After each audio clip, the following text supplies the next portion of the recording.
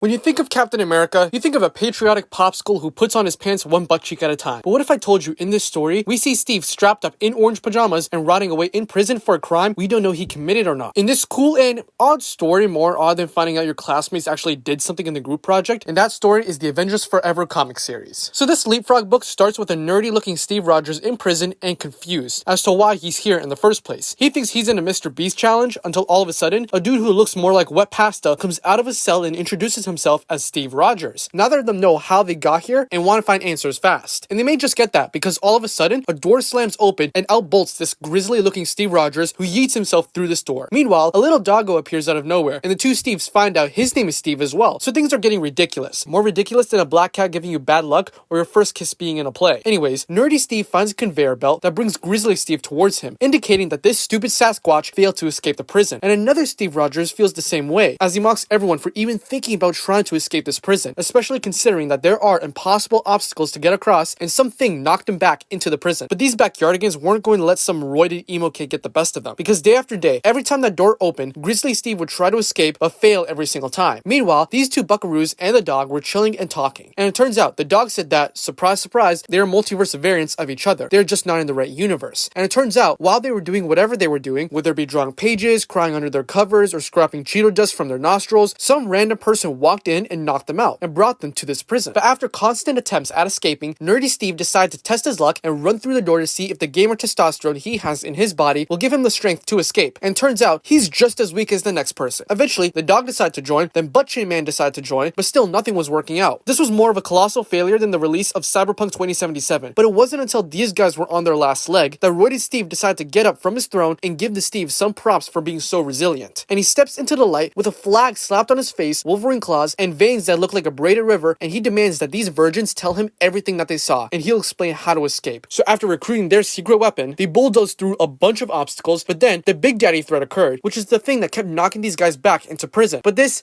I don't know why, but this time, they caught the projectile, and it turns out to be cute little personalized Captain America shields, one for each of these princesses, and it turns out they were part of this ultimate boot camp test organized by the Captain America Justice League, and they invite them to join their team to stop a looming threat that is among them. And yeah, that's about it. Subscribe and I'll see you later.